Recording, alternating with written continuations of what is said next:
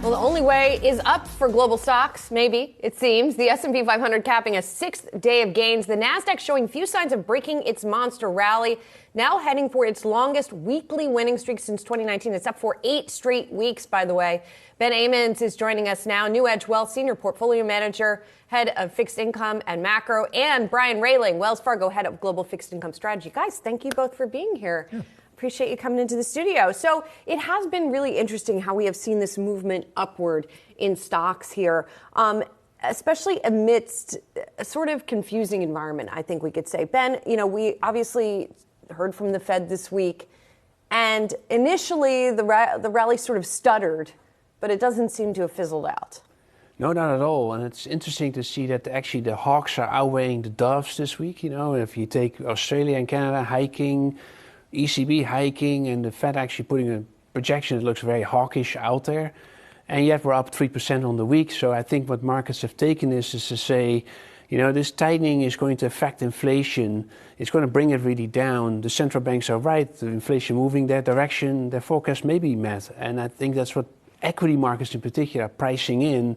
That means low inflation is multiple expansion, and that's hard to stop. That momentum will go on top of what you're just describing with this AI. Every news item on AI is additional momentum by the market. And so, Brian, why doesn't the market believe the Fed? I don't know. I think the market's just having a summer fling, honestly. We're in a stage right now where bad news is good news is good news. Any type of news that comes out, the market finds the silver lining and it just wants to go up. But, there will come a day of reckoning. It just may be maybe a few months down the road still. So, Ben, I want to bring you in here, Rochelle here. As you look at this equity rally, then, a lot of people are still staying on the sidelines here. At what point would you jump in? At what point does it make sense to jump in? I would say, Rochelle, you jump in now, right? If the underweight of equities is so significant, and as I just described, you have this momentum ongoing, then, you don't stay sidelined for that reason. Because the technicals are stronger, even though that if you look at big tech, that seems to be overbought, as they say in technical analysis terms. It seems that the rally is broadening.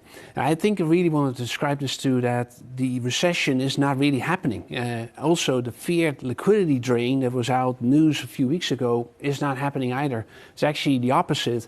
And I think that's really the message of the Fed currently, that if you have an economy that's resilient and can withstand this higher rate or even higher rates, and take the housing market as a really good example of the rebound that's happening, even though you have 7% mortgage rates, then this is an unstoppable rally for this moment at least. So the technicals are very much behind the market. Is it though, Brian? It sounded like you think that maybe something could go wrong here. What would that look like? Like, what are the risks out there to the upward momentum? Yeah, in the very near term, clearly the market is in a really good mood. But, you look out a little further into the fall, perhaps, you still have to have inflation come down. Now, it's going to be coming down much quicker just because of the base effect. But to get down to the Fed's target, that's going to be a challenge. So I believe the Fed at its word. I believe they are going to hit 2% inflation, and they are going to do what it takes to hit 2% inflation. And that likely means more rate hikes unless something breaks, right? We did have SVB back, a couple months ago, come out of the blue, a little unexpected. Now, the Fed jumped in and took care of that pretty quickly. But conditions are ripe for something to break, but I'm not predicting something breaks, Why have yields been so range bound, given that, the read is that the Fed is perhaps going to be more hawkish, for example? Yeah, if you look at the yield curve, obviously extremely inverted, and more so after this week's meeting.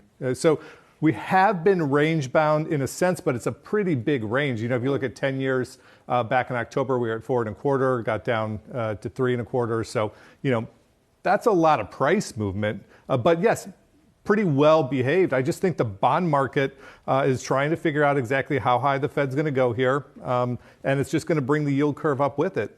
So if the Fed goes another 50 basis points or 75 or even more down the road, we'll continue to see those long-term rates get pulled up. But that yield curve inversion, that is foreshadowing more difficult economic times ahead. It's the timing that's tricky. Does the Fed need to be active all the way until that 2% target, or can they get to, say, 3 and see that and say, you know what, now we're just going to let the market and the broader economy, rather, kind of play out and work itself down to 2 naturally? I don't think so. I think the hawks are in control of the Fed, and they're saying it's not 3%, it's 2%. And just take Chris Waller. He's at a conference in Norway with a speech out, making the same point again of like, there's not going to be a few regional banks that are going to change our policy. Pretty strong statement, I think, but it indicates that credit contraction is here and naturally should happen if you have higher rates, but it has to be 2% because that's their mandate, right? That's the price stability mandate. And you could argue with that because it's not that simple to get exactly at 2%. It's not that symmetric, but I think for markets what it means is that they've already priced in 2% in the bond market, more or less. So if you keep that stable and you are going to be on this glide path with inflation down, that's your Goldilocks scenario. So again, it speaks to this sentiment in the markets that has caught on to that we're not in a recession, we're gliding down with inflation. Okay, you're having a Fed that will continue to tighten, but it's not going to be any surprise. Yeah, see, I don't think the markets necessarily believe the 2%, right? Because, I mean, there's a lot of people in the markets that are like, the Fed's going to stop at 3, the high 2s are going to be good enough. I just don't believe that. Well, and why don't they just change the 2%? That's what I was asking over the past couple of days, because it doesn't right now, it doesn't feel like a realistic goal in the short term, although you said you think that they're going to get there. Oh, I think they're going to get there. This is what I think there's the disconnect between kind of markets and reality. I just don't think the markets think they believe the 3% is going to be good enough, but I don't think it is. So we'll get down to 3% pretty quick, but that last 1% is going to take a lot of work, a lot more work, I think, than the markets expect. And clearly, if the markets aren't believing this at the moment, at least from the Fed, and sort of charging ahead, being that the Fed is looking at backwards-looking data, I want to ask you, because when we saw this Carver IPO coming in, sort of doubling on its debut, this idea of pouring into growth stories, do you think the Carver IPO is perhaps an outlier, or does this really signify sort of more risks that people are willing to take? Ben, for you. It looks to me like more risk, Rochelle, because this was an extraordinary IPO, no doubt.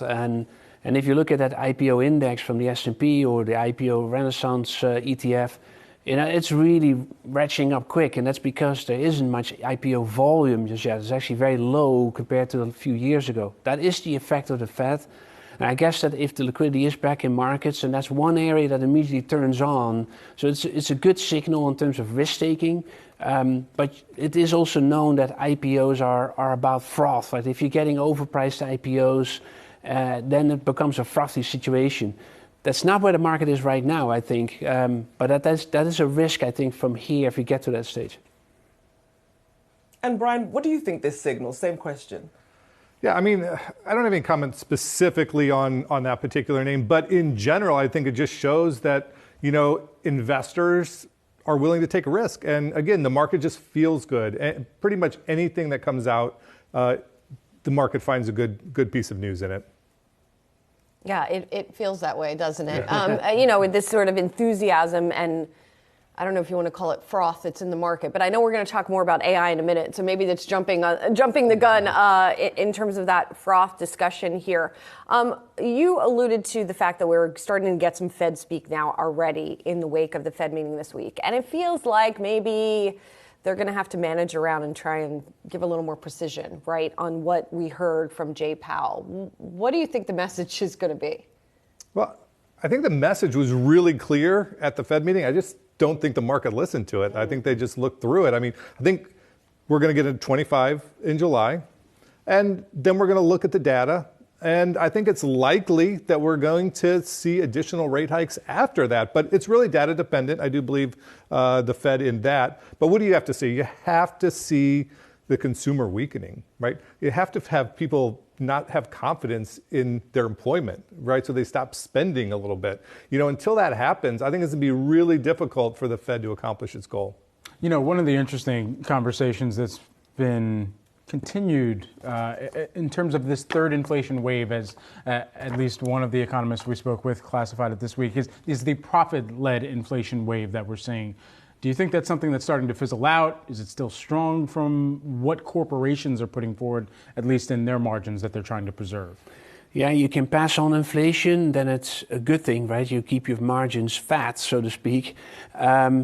it is to be seen there. I think that we've had an extraordinary period for that reason. You know, if you have inflation ratcheting up to 9%, that only comes off by a few percentage points, and you can continue to pass that on. So you have this unsatiable demand. At some point that changes because, you know, if you take the leisure and hospitality as a really good example of that, people want those services, they want to get out there. I mean, we all do want this and we're willing to pay up for it until a certain point, and then the things change. So I think we're in the stage where the economy is still absorbing the shock from the pandemic in a good way, until you get to, I guess, just oversupply of these services being too highly priced. And I think we're just not there just exactly yet. One thing you want to keep in mind too is this is a global reopening, right? So China being fully reopened now, that's just still a big wave of demand for services coming at us, you know, if you think of tourism or just in general. So I'll be closely watching this, because if that's the case too, yeah, companies can continue to pass on that inflation because, well, people are willing to pay for it. Yeah, in summary of the leisure and hospitality services, we outside, as the young kids would say right now.